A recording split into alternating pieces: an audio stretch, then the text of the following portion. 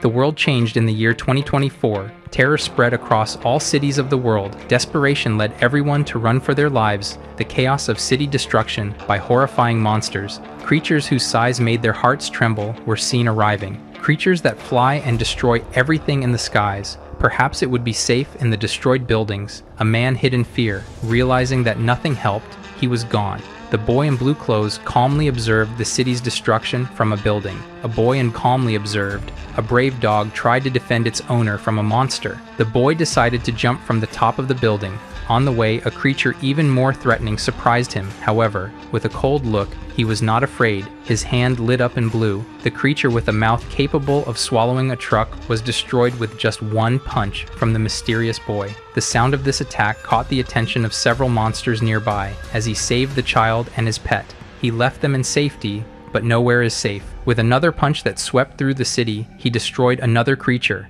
His gaze overflowed with power. His attacks were absolute. Channeling his energy, he prepares to leap. With incredible speed, he defeats hundreds along his way. The boy faces a monster while saving a child and his dog. He prepares for the next confrontation, adjusting his posture and preparing his powers. His power was tested when the largest monster approached and, with its giant paw, stepped on the boy. Logic said this would be the end, but even the creature realized something was wrong. The boy, nervous, defended himself. His hand lit up and, with determination in his eyes, he struck an attack that cut through everything to the skies. The boy faces the largest monster, about to be crushed by its giant paw.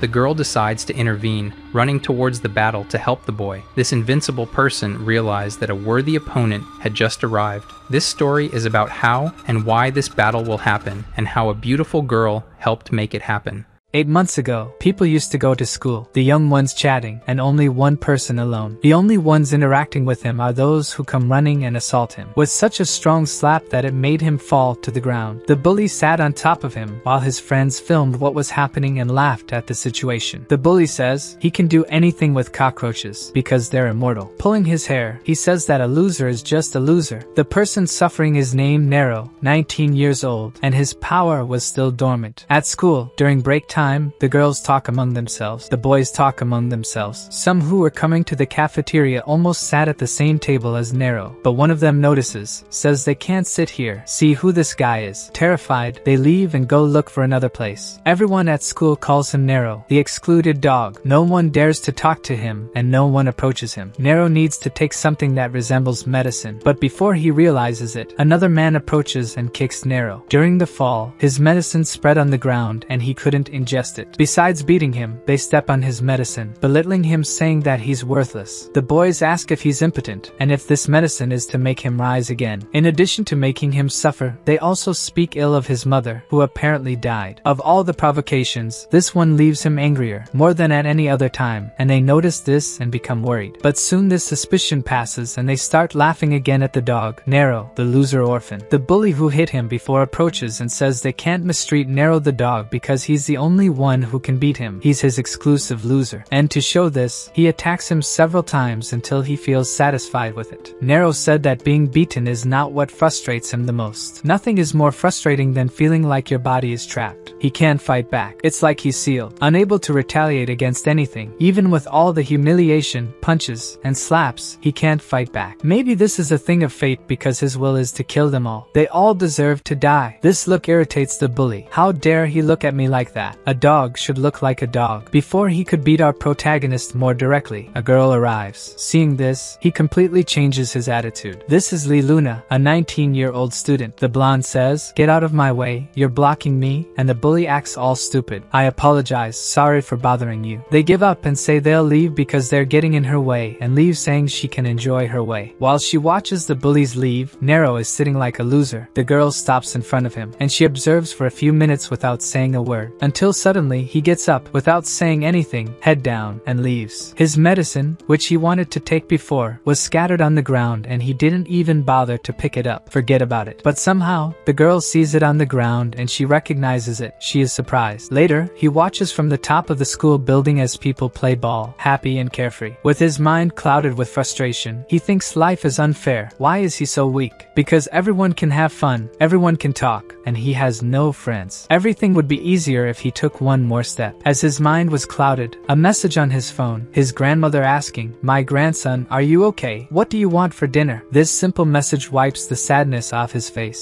He remembers the one person who raised him, who loves him, his grandmother. He remembers all the happy moments. It was better when it was just them. Now that he's grown up and has to come to school, things have become like this. A boy enters the school rooftop, asks what he's doing here. It's forbidden to be in this place. It's dangerous. This person is the only one who talks to Naro, but only when no one is around. Of course, he doesn't want to harm his reputation. Without saying much, Naro just says, "Okay, I'll leave." He goes first so no one sees them together. Returning to his classroom, he's still all dirty, silent, and goes to his desk, while the beautiful blonde girl continues to watch him. The other students gather around a table. One of them is showing a video where supposedly a monster was filmed by cameras. This mess displeases the girl, so she leaves the classroom. Everyone thought it was fake, but this video captured something real. That night, monsters began to emerge from the darkness, saying they were in search of the key. Finding the key. In the afternoon, in his apartment, Naro was tending to his wounds. Looking into the mirror, he heard someone entering the room. Quickly, he hid his mirror and ointment, pretending to be already asleep. His grandma couldn't talk to her grandson. "Are you awake?" She notices the bandages on the bed and feels sad. Naro then responds that he had already eaten before coming home. His grandma lets him rest and leaves. Behind the door, she realizes that something is wrong. In the room, Naro lifts the covers and reflects on life. What do I do now? At night, in his house, his grandmother is doing the laundry, and she notices a footprint mark on his shirt. What's happening to her grandson for this to be here? Apparently, this demon creature was in front of this lady's building, his grandmother. A truck approaches. The driver is sleepy. Upon observing the strange creature, saying, "I need this." The next day, in the morning, grandmother is preparing food for her grandson. Naro observes her face is bruised. How can he hide this from his grandmother? How to make sure she doesn't find out? His grandmother tells him to come to the kitchen to eat. He says he's not feeling well. This when he hides his face. Naro says he'll take a shower before eating. Before entering the bathroom, the intercom rings. Someone is calling saying it's a delivery. His grandmother asks who it is. Naro replies it's a delivery person. Goes to the bathroom. His grandma goes to the door worried, she observes. Her grandson Naro in the bathroom takes off his shirt. Many bruises are all over his body. When the shower is turned on to take a bath. Now, in their living room, the shadowy mailman enters and approaches his grandmother. In fact, it was the monster from before, with monstrous and giant eyes. His grandma, scared, the monster opens an infernal mouth and a terrible tongue comes out of his mouth and almost hits the lady. Meanwhile, Naro hears nothing due to the noise of the shower. His grandmother, who fell to the ground and was about to be killed. However, she dodges once more. The helpless lady now looked like someone else. In her hand, she manifests a red power, which seems to be blood, restraining the creature. The monster trapped tries to free himself, but the lady is stronger. Now, looking anything but helpless, the lady says, "I warned you not to come after him." The trapped monster screams, "I need the key! I need the key!" Then, in its frenzy, it struggles, its arms fall, but it is freed. With its attacks, the furniture in the house is destroyed. The noise was so loud that even Naro noticed something. He turns off the shower and tries to hear better what is happening. Outside, his grandmother is immobilizing the monster by its neck, preventing it from making more noise. Realizing there were no more noises, he turns on the shower again, returns to bathe. Then the duel begins again. The monster tries to attack, but the lady uses her blood techniques. The lady looks like Spider-Man. The fight continues, louder noises are heard. Naro thinks something is wrong. He turns off the shower again. Now he goes out the door to check. The monster and his grandmother notice the door opening. He asks, "Grandma, are you okay?" He asks because his eyes and face are covered in soap. He can't look. His grandmother says it's just the noise from the TV. The sound is loud because she's getting older, doesn't hear well. The trapped monster watches Naro with his eyes covered. His grandma keeps him quiet until the door closes again. When it closed, she turns her eyes to a monster. The creature says, "Even if you keep running like this, it's futile." With anger, grandma defeats the creature by destroying its head. After it is eliminated, the creature evaporates as if it were smoke. The anger fades from his grandma's face, but the concern, somehow, remains. In the bathroom, Naro hides a secret. He's not doing well in school. When he returns to have breakfast, his grandma also hides a secret. She's not a normal person. The wound on her face causes her to hide her face from her grandson. His school bruises make his grandson hide his face too, and so, either of them notices what's wrong with each other. Naro goes to school. As he walks, he notices something wrong with his grandma's expression. For him, it's a lot of effort to keep up with the rest of the class. class. And today, he was especially weaker. He couldn't even keep up with a run and falls to the ground. The coach notices the student is down and goes to help. As he approaches, Naro observes the sky. As he faints, he has a vision. Abyssal creatures that seem to originate from hell. Monsters and more monsters clustered coming out of buildings in flames. In the depths of a building, a strange figure jumps from beyond into a vortex of water, carrying something and disappears into the darkness. When Naro wakes up, he's in the infirmary. His head hurts. It's already afternoon. He slept for hours. While thinking that this dream was strange, he receives a call on his cell phone. He answers. The lady says that something is wrong. They need to move again. She knows he doesn't like moving so much, but once again, they'll have to move. The reason Naro is excluded is that he never settled in one place. Whenever he entered school, and because he was too weak, he ended up getting hurt and all the children were blamed for it. Leaving others angry, it led him to be excluded. Without friends, he has always been lonely. And before he could change that, he always moved and had to repeat the process. Years have passed. Now he is a teenager and never knew how to make friends. On that dark night, his grandmother stayed awake all night to make sure the creatures wouldn't come back. She watched in her grandson's room. Will she be able to keep them away from him for how long? More abyssal creatures emerge from the depths. In various other places, creatures also awakened from the depths of hell. A worker drove his truck passing close to where the monsters came out. Looking up, he noticed a demonic creature in his truck. Terror in his eyes, his truck sways from side to side and hits the road barrier, staying there for a few minutes until several shadow creatures come to the truck. The next morning, the building's doorman feeds a kitten and a truck is parked in the garage, in the distance. As if it had a heightened sense, the animal senses something strange in the truck and gets scared. Running, he hurts the one who was feeding him because of fear of what was behind him. This place is where Naro and his grandmother live. The suspicious movement is noticed by the worker in his building. The truck driver opens the back. Then Naro is at home, having breakfast. This is the day they will move. His grandmother senses some strange presence. Thinking about what this could be, she gets up and says her grandson must go to school earlier. Go now. Your grandma has an appointment. Putting him out of the apartment. Not understanding what's going on, he goes to the elevator and indicates that he wants to go down the 12 floors. When the doors open, the delivery men are there inside and pass by him. A black smoke gives Naro a strange sensation. This smell somehow affects him, but he doesn't know how. He watches the men go ahead without knowing where they are going. Then he decides to enter the elevator. His thought was, something doesn't smell right. At his apartment door, 2101, the workers ring the bell mischievously. On the other side, the lady is ready for battle. Downstairs, on the street, he passes by and walks in front of the delivery truck. Curious, he peeks inside to see how many deliveries there are for so many workers. But to his surprise, the truck is empty. There are no deliveries here. So why did so many delivery men go up to the top floor? Suddenly, he hears something from above, from the top floor. A person is thrown from the building, falling heavily onto a tree. He's startled. Is that person okay? Someone just fell there. Worried, he rushes back, takes the elevator to go to his home. Is his grandmother okay? The elevators are not working, so he decides to take the stairs, running up the floors. In his home, the delivery men are attacking his grandma. The lady who contained her powers before, this time, with even more anger, she slices all the creatures with her red threads. These creatures stand no chance against her, but still, the lady is furious. When they are defeated, the creatures dissipate into smoke. Their bodies don't remain. One last monster attacks his grandmother and manages to hit her. Stepping back, she starts using her threads to attack again. But to her surprise, this last monster is not ordinary. Its appearance is different. I personally think it's a Shinigami. Ryuk, is that you? The monster tells the lady that the king's troops are about to arrive. It's no use trying to face them. His grandmother, impatiently, grabs the creature's neck with her threads, hovering over him. She says that this is foolishness. The monster, irritated, attacks his grandma and asks, where is the key? They want the key. The lady, who once seemed invincible, was now being pressed by this creature. With more anger, his grandmother surprises the monster and holds it from behind using her threads. She manages to injure the creature and asks, who is the king? Who the hell is the king? When Naro finally manages to reach the top floor of the building, running up the stairs. His grandma was finishing off the creature. There's no key here. As Naro is very weak, running up these stairs makes his heart almost explode from exhaustion. When he finally reaches his door and tries to open it, but his grandma stops him. She makes him not enter. This moment of carelessness made her be wounded by the creature. The monster pierced its hand into her chest. Naro, behind the door, knocks, insists to enter. His grandma fights back, tearing off the monster's arm. In this situation, the monster presumes that maybe this child is the key. That's why she wants to prevent him from getting closer so much. Upon reaching this conclusion, the grandmother gets irritated and and unleashes her power. This confirms the monster's suspicions when she attacks. Holding it by the head, she says that now that he knows too much, he must die. Meanwhile, outside, the doorman sees blood on the trees. Looking up there, a monster approaches through the balcony behind Naro. Your grandmother has just defeated the creatures, and before they disappear, she is worried about her severe injuries. Suddenly, another creature enters with her grandson through the door. Naro, who doesn't know what's going on, asks his grandmother if she's okay. The lady remains silent. The monster asks if this child is important to her. Sana replies, "Leave him alone, and I'll go with you." The monster acknowledges that Sana knows of its malice, threatening the child's safety. Sana displays her powers in front of her grandson for the first time, leaving him astonished. "Grandma, what is this?" Seeing the hesitation in the lady, the monster attacks, piercing and severing her arm. Naro screams for her safety, bites the monster, tearing a piece off. Throwing Naro aside, it strikes her back. Concerned for her injured grandson, Sana moves toward him, lowering her guard, and the monster attacks Sana. In front of her grandson's eyes, his grandmother is pierced. Desperate, he tries to attack, crying, and he himself is also pierced in the chest. The creature has just eliminated both. This certainty is nullified when the monster senses behind it an infinitely more powerful aura than before. Upon closer inspection, it sees that the armless lady is completely different. Extending her hand, thousands of red spikes now converge on the creature. Easily, with a squeeze of her hands, the monster is turned into pieces. Injured and lying on the ground, Naro sees his grandmother, who has just utilized a terrifying power, and he's afraid, but perhaps this would be the last time he would live too. Through the blood, shadows follow until we see fire in the sky with remnants of those same shadows. Monsters and abyssal creatures fly through the sky. Monsters and terrors in endless war with something unknown. Perhaps they were silver knights, these same knights, with the marks that Sana's voice carries. They perish as several monsters are also defeated. In the past, apparently, Sana fled from a place carrying Naro. She fled to the human world. Naro, lost in memories he didn't even know he had, feels something coursing through his body. Perhaps it's power through his veins. His consciousness begins to return, or are these just whispers? In his memories, we discover that he wasn't always weak. He could fight back when provoked. A mother scolded him for hitting her son. Naro knew he was only retaliating and felt unjustly treated. They left, and the feeling of having no one to defend him took over. Grandma? Perhaps regaining consciousness, his grandmother Sana, with her grandson in her arms, sees the wound on his back. With red, teary eyes, she decides to make her last act for her grandson. As she prepares to do something, she says, "The rebels still rule the earth. The breach of this place seems to be widening more and more." She doesn't know where the soldiers have came from. Manifesting her power, the armless lady says she has no choice. She will return the weapon she took from the little prince and send him to the battlefield. Manifesting a flame in her hand, she returns it to the delicate body. Sana says it's his destiny to have this power. The chains that bound him are broken. His power floods his body. In doing so, she tries to touch him once more, but her body can't take it anymore. "This is my end, the chief of the palace guard. Farewell, my grandson. I loved you."